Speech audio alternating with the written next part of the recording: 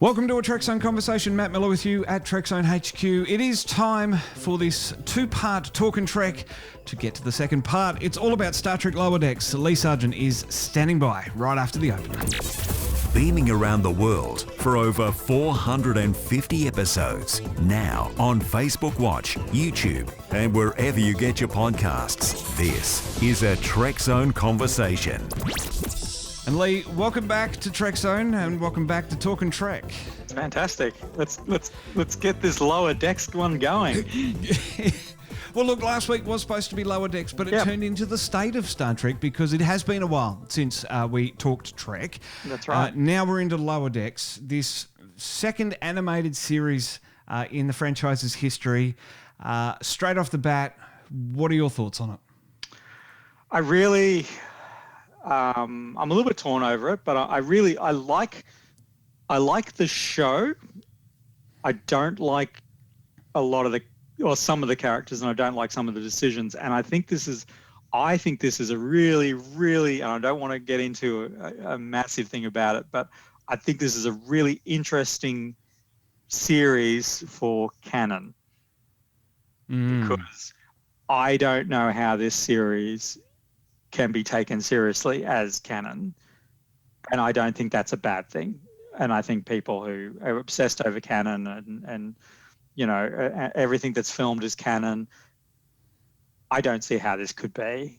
Look, I've really I've enjoyed this more than I've enjoyed the other two new shows or the current era of shows, which is great for me. I'm really kind of, I'm not in love with the show in that it's not going to replace my love of, I guess, earlier series, but it's a really interesting concept, and I kind of like, I like kind of the fact that we're getting a lot of Easter eggs and we're getting a lot of references to Star Trek, which I think is the problem of making this canon, in that some of these things you can't reference easily without kind of tipping the head that we know we're an animated show and we know we're having fun. Because honestly, this crew would not sit next to the Next Generation crew. It just couldn't. So no, I'm really enjoying it. How about yourself? We talked after the first episode a little bit, and I think we both lamented how old we are. Yes. Yeah, absolutely. It's a nice change. To quote Australia's own Kath and Kim, it's different, it's unique, it's unusual. That's not a bad thing. It's good to mix up Trek, and it's good to have something else and bring something else to the table. And what I love about those Easter eggs is that we're not being grabbed by the head and slapped in the face with these Easter eggs. Yeah. You know, it's just, oh yeah, that happened, and oh yeah, it's it's Riser with a Horgon or something like that. You know, there's a lot of these things, but then there's a lot of the 730 episodes that have been in Star Trek. You would surely assume that a lot of those missions would be classified Captain's Eyes only or above. Some of these things. Well, we know that the Enterprise's involvement in the Klingon Civil War, maybe that's not generally public knowledge. And also we know that the first two seasons of Discovery were never to be spoken of again. Yes. So hopefully they don't break that rule. It's. I mean, that's the thing. That's the reality of this. Is that you can't. There's an episode where one of the characters, she wakes from, and I'm just going to struggle with the names because it's still fairly new to us. She wakes from a dream or a nap or something, and she's quoting Wrath of Khan, and she says that was really good. There's no way for her to do that without us kind of winking at the camera and saying, we know what we are. And that's not a bad thing. That's the thing. So I just think that this is a really unique challenge for canon fetishists who just cannot, who just struggle with it all. And this does not compute, and having a bit of a Norman moment. And I just think that's really interesting and possibly positive, to be honest. I actually, because I'm looking at this show the problem is that I come to this show promise of an animated show, And I hear that and I think Rebels, I think Clone Wars, I think Resistance, or whatever the other show was. And I just go, oh boy, if you guys hook me like they did, I am so in. And then it went, we're not quite sure if we're Rick and Morty. We're certainly riffing off stuff that the Orville's doing, which is ironic because so many hardcore Star Trek fans are like, oh, the Orville's not even trying. It's just ripping off Star Trek, or it's just, it's like, yeah, but now you're doing jokes from the Orville. So it's just, but there's plenty of room for that. So I don't have a problem with that. I'm actually, that's good. Yeah, shit. Yeah, I enjoy that. Let's keep that up. I don't really mind that. So yeah, I just my initial impressions were I really didn't want to like it, but it's actually, I actually came to it going, oh God, I resent what you're doing to Star Trek in this area.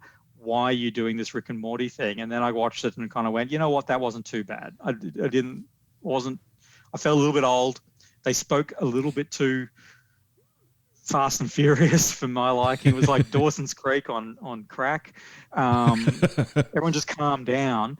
But no, I think that I think I would easily watch a season of this and go, you know what, that's okay. I actually enjoy that, and it hasn't changed my world as far as it's not changing who I am as far as a Star Trek fan's concerned. But I certainly appreciate I certainly appreciate a lot of what's going on in here, and I think it's a flip for me.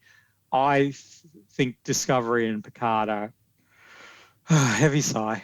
I don't think they're well done shows, but they have great characters and they have some interesting ideas. I actually think the reverse of this is I think Lower Decks is a great show, but I think that some of the characters actually really let it down a lot. And if you dialed some of that back, you would do really well. So yeah. I think it's a bit of a struggle with such a serious universe as Star Trek, and I say serious ironically lightly, in that Star Trek hasn't always been serious. There are the comedic elements throughout it, and for anyone out there to say that there isn't is lying, or they haven't looked at the series. They haven't watched Trouble with Tribbles. But having said that, a full-on comedy show, I think it's taking a while to find its feet and sort of work out. We've got the Rick and Morty humor. Does that sort of fit in with Star Trek? Is it getting molded? Is it finding a groove? It's almost like, and you mentioned the Orville. It's almost like the Orville. They didn't sort of really know where they were going in the start of the first season. They found their footing towards the end of that first season, into the second season. And you've always got to do that with a new show. We did it with Discovery. We tried with Picard. That you've got to give them the time to bed in. Everyone's got to get to know each other. We've got to get to know the characters. The really interesting thing I find is that I'm watching this one with Keely at 24 years old. Mum's not interested in it at an undisclosed age. I'm not allowed to talk about her age. But Mum's not really interested in it. Keely's interested. I'm interested in it. But I certainly found, and we were watching Moist Vessel, such a good word, moist. Moist. Yeah. We were watching that one the other day, and for every third laugh of Keely's, I was laughing. So I think that's there. I think it's finding that feet and seeing where we're going to go. Oh, look, and it's the thing. I enjoyed Final Space, which I think this is probably closer in tone to. So I think this has got more in common with Final Space than it does Rick and Morty. Rick and Morty works on a much higher level of what it's trying to do. So the problem that I have with some of this show is, okay, and I'll get it out of the way. The main character, I'm not even sure what her name is. Is it Mariner? Yeah, Mariner. The daughter of the captain. I had to look up my notes as well. Yeah, so I can't stand her. I really can't stand her. And I think because she's doing it, I think the humor in the situation is already funny enough. So it's this idea, the concept is, the joke is that we are looking at not the best of the best in the top edge of the crew. we're looking at the ensigns, and some of those ensigns will pop and some of them won't. And, it's all that. That's kind of funny because we're used to watching Star Trek with the heroic, Captain Kirk. We've got the, Picard doing his diplomacy, Riker doing his thing.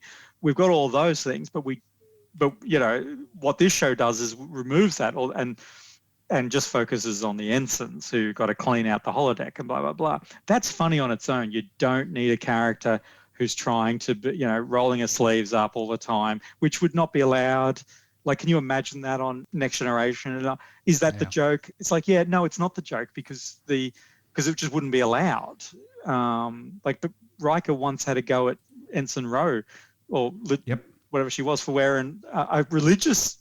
The Bajoran earring. Bajoran earring on the wrong ear, but never mind. Yeah, that was explained. She also had a ridge, but we won't go into that. We won't even talk about it. But that was the whole thing. It was like, that's not going to be acceptable. So I just think that it's like, you think of the humor as like Ghostbusters. Ghostbusters, a lot of one-liners in it, sure. The characters themselves are kind of funny in that, but the situation is always, they never kind of look at the camera and go, ha, ha, ha. It's the setup of the joke is that there's 4 grown men busting ghosts, with high-tech gear, and it's taken very seriously, and that's the hilarious thing. Whereas with this, it's got, I'm gonna sing songs about the shields going up and down, or I'm gonna, and I'm gonna constantly try and break the rules, and I'm constantly just too much. And I just kind of, in the last episode I saw was, so I know we're up to about the 5th or the 6th episode by this stage. I haven't seen those last 2 episodes yet. The last one, which was the moist one, I think. Moist. Yeah. She's acting in a manner that, like when the Tellarite captain's there and she's like going on about how boring he is. And I'm like, this is disrespectful. Insubordination. But that's what it is. It's just disrespectful. Like is that what we're doing here? Oh, she's the Fonz, is she? Great. Is that what, that wouldn't last 5 seconds. Like you wouldn't last 5 seconds on the Enterprise. You wouldn't last 5 seconds on the Grissom because, that captain would be very serious about all of that. After stepping on a few rakes, he would discipline you. Yeah, exactly. This is the thing. So the joke's kind of lost in the fact that she's allowed to do all this stuff because that's just not. It's not. That's the problem I have with the show. That's the only problem I have with the show is that I think that the humor's there already. I think the main character guy, Boimler. Sure. I think he's very funny, and I think that's actually where a lot of the humor. I don't know. I think they've gone too far with her character, whereas I think he's perfect. And I really like the other characters. Like I love, I guess she's Orion. And again, I don't know their names, so blah blah blah. But then there was other things like in the first episode, and again they're trying to find their feet. But the Riker character, whatever. I don't know, the beard guy and the other guy, Jack Ransom, fist bumping and saying, "Yeah, let's knock back some cold ones." And it's like, really? Is that what we're doing? Are we making mockeries of?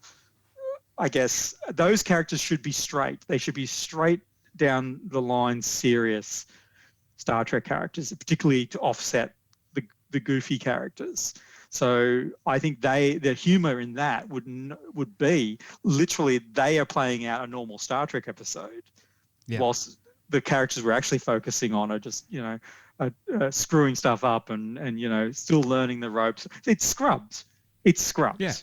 And it's not doing Scrubs well is basically it. And I think you're right. I think you're right with Boimler that he's us. He's what we would be doing if we were in Starfleet and we were going through the ranks, because that's his drive and ambition is to go through the ranks, and his missteps and his mistakes are the comedic elements. To have the other character in Mariner, who's the captain's daughter, which is again and even the captain, though, like they try and make jokey jokes with the captain, and I'm like, no, play her seriously because that's funnier. It's funny that you actually mentioned that, because that's like this whole Talking Trek series has been really fascinating for me, Lee, because you're able to articulate what I'm thinking without sort of realizing it.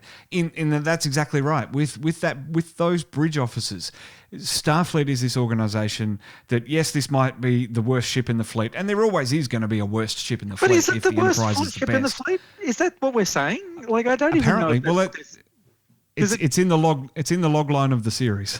Right. Okay. Because I don't get, because like it's a very expensive ship. Like, we're not talking. It's not the Grissom. Yeah. Well, having said the worst, it's actually the least important ship. Right. Does that make it the worst? Probably not, but automatically. But make we it the see worst, when and we that's see it in the probably not. credits. We see it in the credits. It's kind of doing, it's running into stuff, and I kind Second of go, contact instead of first contact. but that's funny. That's funny. Yeah. But Yeah. again, this ship, it's so funny to do that, and they're not playing that element really well, because they're just devaluing everything. Like, the joke has to be that it's serious, and they've got to make that distinction. I love the Bajoran security chief. I think he's great. I think that's because he's actually being played a little bit like Worf, a little bit like an angry Bajoran. I think that's kind of neat. I think that's actually clever. I think he's as silly as it should get, because I think Worf was always that character. And I love that kind of. I think that's clever, but I think definitely I know the shirt ripping scene. It's funny. Yeah, okay, we're riffing off Riker and Kirk and stuff like that. Sure. I don't know. And again, maybe that's. I just, if you play it seriously, then it's funnier when the ensigns are crappy, or they try hard, or they're just that they still have heart. I think that's funnier, and I think Scrubs should have been a model that they should have looked at. Hopefully that's the way that they take this, in that direction, that it's sort of, let's stabilize this crew out and have these ensigns as learning the ropes, and learning the ropes is going to be funny. You're not going to solve every problem. You're gonna misstep. You're gonna violate a cultural edict or something like that. The funniest thing I've found, and unfortunately it was tinged with some of the elements that I don't like in this, but the funniest one was when they were talking about the chairs. Yes. And I thought that was hilarious. Like, that's just spot on. Yeah. But her reaction to it was too over the top. Yeah. Whereas it should have been played a little bit more casually. I think the main characters need to be toned down slightly. Just dialed back just a bit to find her voice, and then she would be funny, because she could be the more relaxed. Sure, because she's a Starfleet brat or whatever, because she's comfortable and all that type of stuff. She just doesn't want to be good. So, and also I love the Cation doctor. I think that's very clever, and I think that's actually done well too. Yeah, I think there's a lot of really fun. I like the animation. Not a massive fan of the CGI mix, like with the ships and stuff. I like my animation animated, but it's not that bad. But yeah, I just very, very, I like so much of it is clever, and there's some very likable characters there. So the guy with the augmented stuff, he's very funny. And I kind of like the episode where he was trying to transfer and he kept waiting for someone to yell at him, and they were like, no, that's cool. Yeah, good for you. You're finding your best person. And I thought, that's funny. That's really funny, because that's exactly that's the bit where we're putting the utopia on its head type of thing, saying, in our lives, we would expect going to a supervisor and saying, I'd like to try something else. What? We've invested all this time in you. Whereas in Star Trek and Starfleet, they're like, oh, we want you to be the best you want to be. That's great. And I thought that's hilarious. So things like that. I think you could also do very well to go back and study some of the episodes of particularly Next Generation, which is potentially the drier of the shows, and pick out routine episodes of that to get your B story, which is the real story, is the Star Trek story. Like, model it more on that, and don't keep playing up the fact that the ship is awful, because I don't think that's. I think that was the Orville shtick. Was the idea the Orville was the unimpressive ship, and blah blah blah, and then then they became impressive, whatever. I think they should just be a standard Starfleet vessel that gets sent out to places, and when whale probes come by, they have to deploy makeshift solar sails to try and keep their life support going. But just a member of the fleet, normal Star Trek stories, but also a slight twist on that follow-up meetings and stuff like that, and doing those, the routine shit that we don't see the Enterprise do. That's the B story, and the A story is the ensigns and how they perceive it and they see it, type of thing. Would this have been funnier on the original Enterprise? Yes. And this is, okay, we always do this too. We always kind of do how this would have been better. If Worf showed up. Well, if Worf showed up, obviously. Worf has to show up. But if you take original Star Trek, you've got 79 episodes. You've got all the dialogue already recorded. That's your background. None of that changes because they never interact with the ensigns. They never interact with the crew that we're following. And what you do is you follow the ensigns. William Shatner's voice doing an episode, doing the Corbomite maneuver. And you have literally him in the background bluffing Baylock with an ensign in going, oh my God, I've got to do this and that's blah, blah, blah. Or interacting with Janice Rand or something like that, going, the coffee, she's phasering a coffee type of thing. And you see the ensigns going, it's horrific. I don't know. I think you could do something very clever with that and still have a lot of appeal and make fun of those episodes to a degree, a lot like Trials and Tribulations did, where none of that dialogue except for one scene was changed, but it all went on in the background. So Kirk and Spock would walk through the corridor talking, and you literally have your A story is going on with your ensigns following their stories. I just think that would have been clever. And you could have done it with any of the shows then. Yeah, absolutely. And I think that for all the... And that's not fair to the show either. That's not me picking on the show. That's just... that's the spark of idea that would come from me watching this show going, wouldn't it be cool to see the background of one of the movies or something like that done in that way? What are the ensigns doing during Insurrection? Yes. They're all getting younger too. Worf comes through with his pimple type of thing. They're going, are they seriously talking about boobs? What's going on? Half the command crew's beamed down to the planet and taken off. What is happening on this ship? And that's another comedic element that you will always have the entire senior staff beaming down for an away team. Exactly. So you can run rampant then, And the jokes... Buffer time. Exactly, buffer time. The jokes are following then. It's like, oh, Scotty's in charge. We're fine. We can do whatever we want. Right. Or Riker's been left in charge of the ship. Brace for impact. Beautiful scene. The one where Kirk is split in two and you have him kind of roaming the ship being an arsehole. And you have one of the ensigns get bumped by him or something, go, what a dick. It's his first day on the ship. First day. With the captain. Because there's the evil captain wandering around type of thing. And you go, what a dick. And it's like, oh, no, let me explain. He's been split in two and blah, blah. I go, that doesn't sound real. That's not real. That sounds science fiction. Mirror. You could do the whole episode where the evil Captain Kirk and that is on this side. And they're going, I don't know what's going up on the bridge, but they are flipping out up there.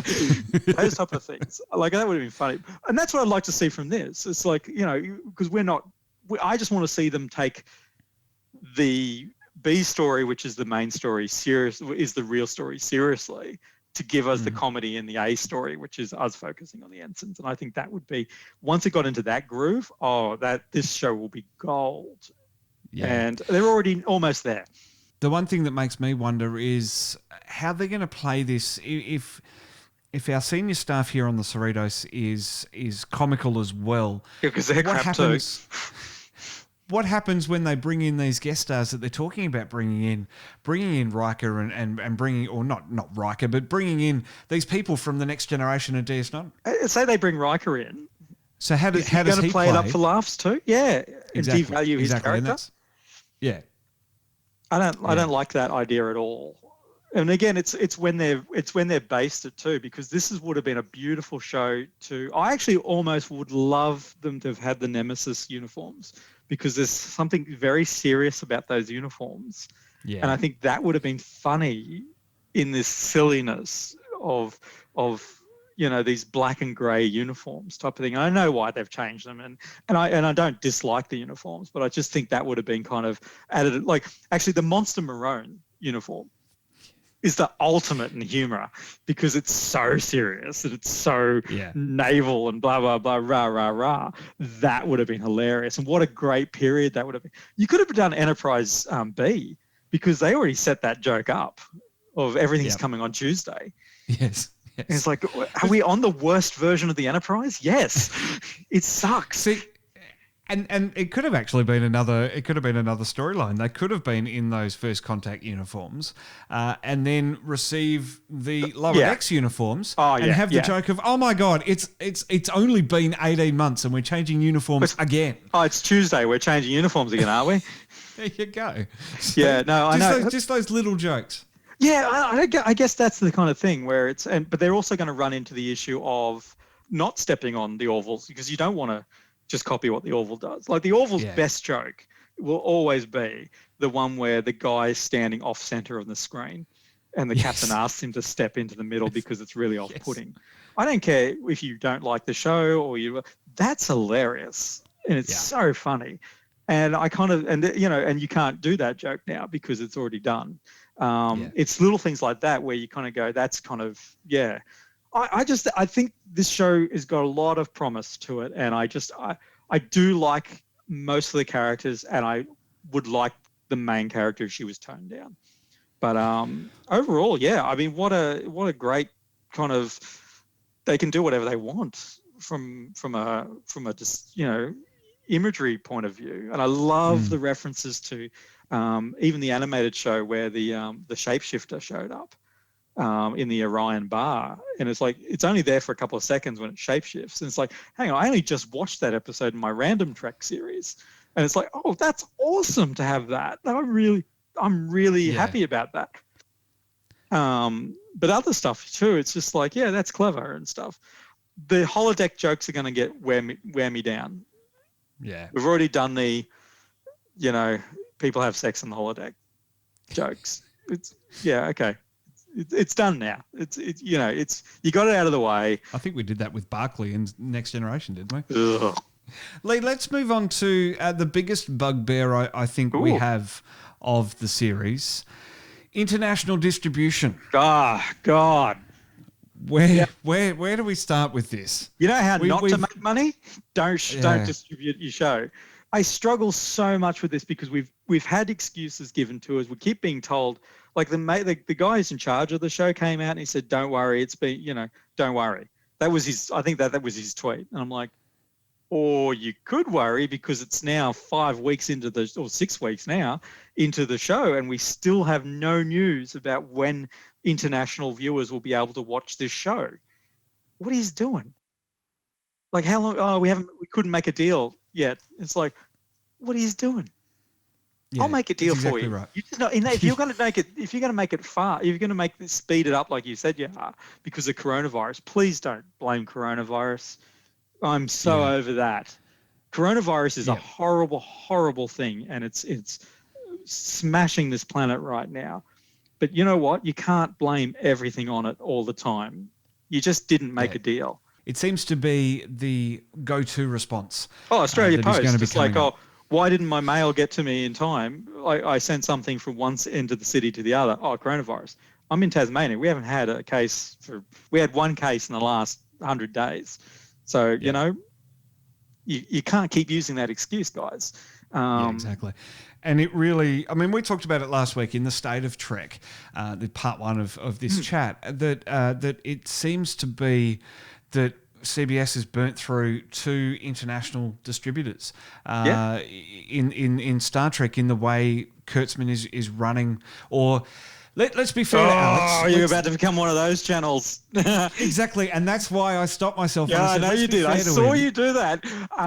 Otherwise, you'd have to call this episode Lower Decks and Why Kurtzman's been fired. Either I said it off air or I said it last week that this business model that CBS has created in Star Trek has been built. And Alex Kurtzman and the team have been told to make as many Star Trek shows as you can to give us a tentpole on CBS All Access.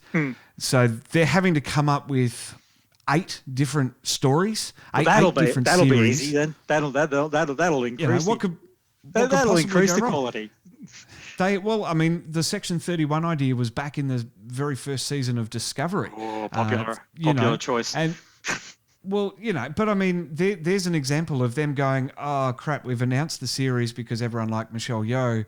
Yeah. Now we've got to come up with a series, so they're sort of running before they're crawling here. How do you spin it to go, it's going to still be the Star Trek ideals. So, well, in exactly the shady KGB CIA show. And that's a topic for a whole other episode. But I think that... Yeah. I think the biggest thing here is that they don't have a go-to international partner. Clearly. They don't. Clearly they're not there. And also, I'm not necessarily, and this is not about Alex Kurtzman bashing because I don't jump on that bandwagon, but I don't know if he doesn't have a great track record. He was supposed to be in charge of the Universal Monsters thing and it didn't do well. Because it's not a Marvel.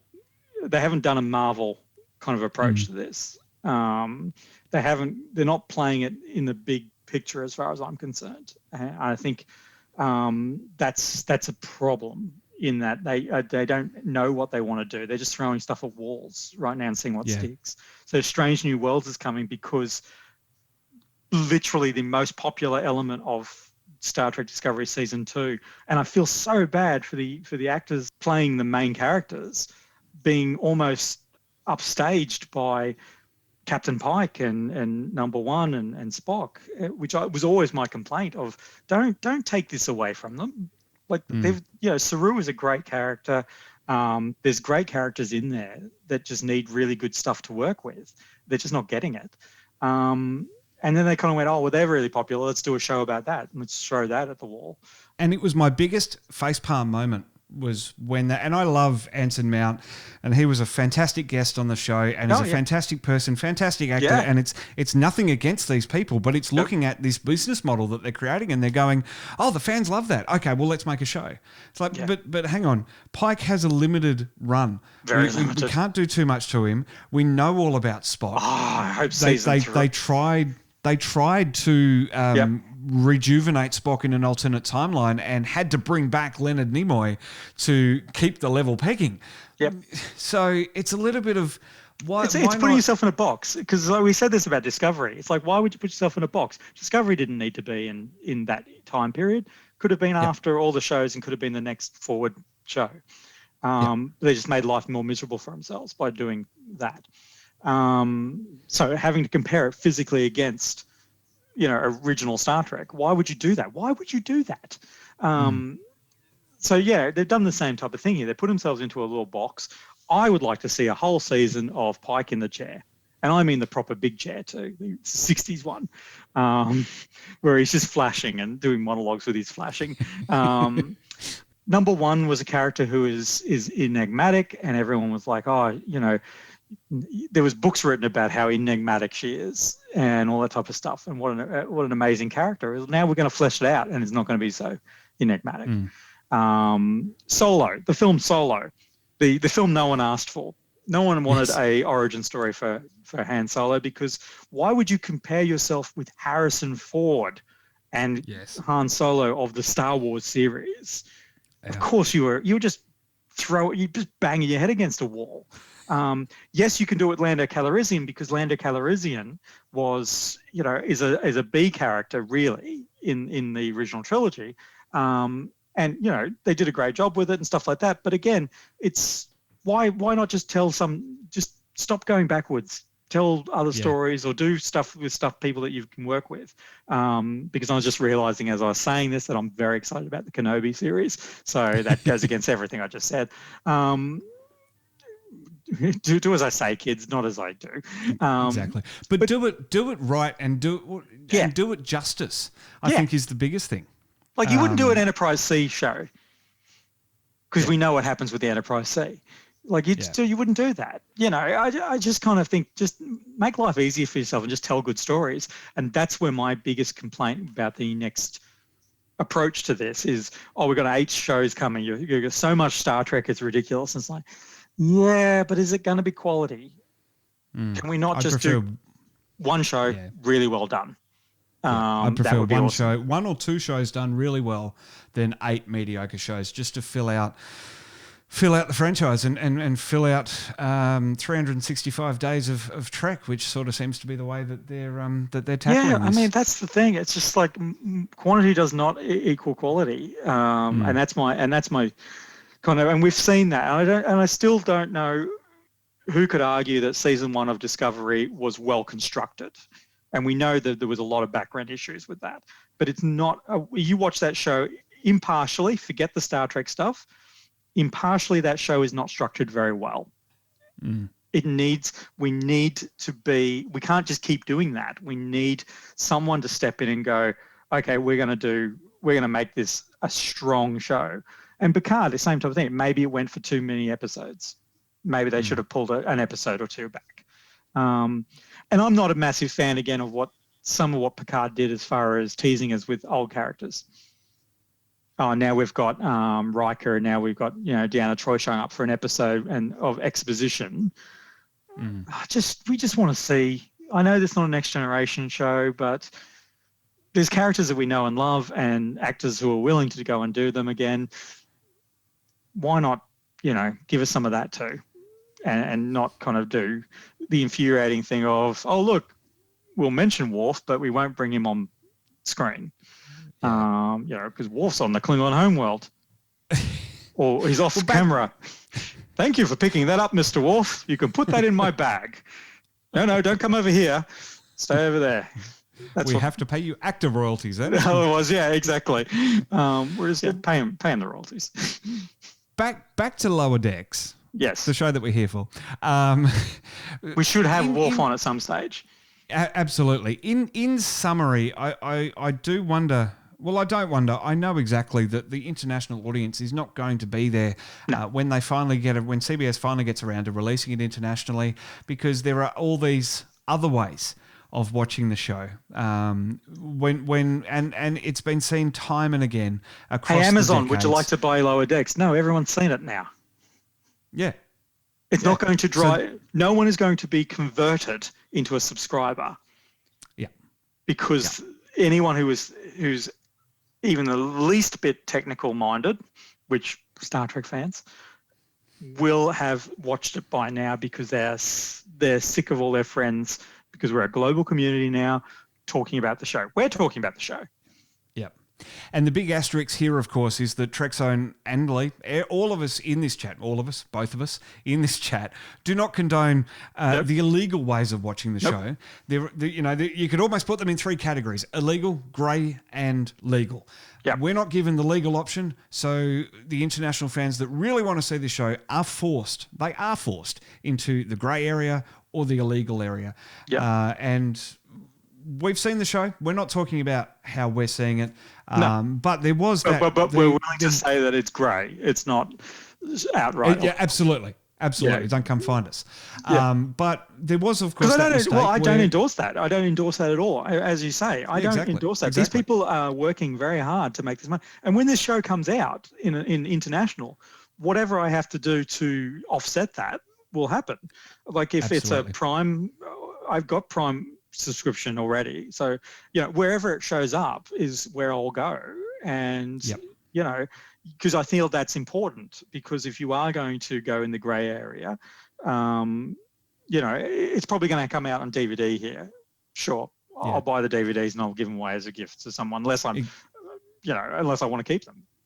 Exactly, and I think that's the biggest thing. And both of us work in the industries that are impacted by decisions that people make to illegally watch shows. So it's not about getting it for free. It costs money, and you and I, Lee, are both willing to spend the money, but CBS aren't giving us the means to spend that money, which is really unfortunate. Yeah, and it does put a sour note on the series, which, as I said, I think I mentioned that when I started watching it, I didn't want to like it. I almost wanted to hate watch it because it's like, F you, you're not showing it to internationals, you're treating the fans like crap. Let's have a look at what you've got. And then It was like, oh, look, no, this is pretty good. Yeah, because I mean, and there will be people who don't come to that conclusion. But I just think that it's a bad business model in today's day and age. And I think if you're doing must-see TV, and maybe that's the thing, maybe they've resigned themselves to the fact that they don't feel like Star Trek's must-see TV, which is just terrible.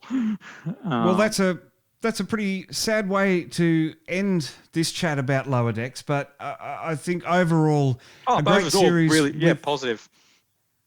A great series with some characters that need some work, but what show in the first season doesn't need work? Lee, Firefly. Thanks for talking. All right, I'm going to go watch that at some point, and we'll get you back and we'll have a Firefly chat. And then there's exactly. So yeah. But for now, Lee, thanks so much for talking Trek over the last couple of weeks. State of Trek and Lower Decks. And just to let all the Star Trek fans know, when you are actually able to legally watch it, if you're not sure because it's a cartoon, I say give it a go. Absolutely. Step past the cartoon element. I think that there is enough in the show for everyone. And if you don't take it too seriously, as in you're not kind of taking notes of canon issues and continuity problems and all that type of stuff, then look, it's just something to enjoy. And I think that's where I think this show really excels. And if they fix some of those other issues, then I think this is just one of those, what a great time to be watching Star Trek, if you're allowed to. Fantastic. Lee, perfect way to end it. Thanks for talking Trek. We'll catch you again soon.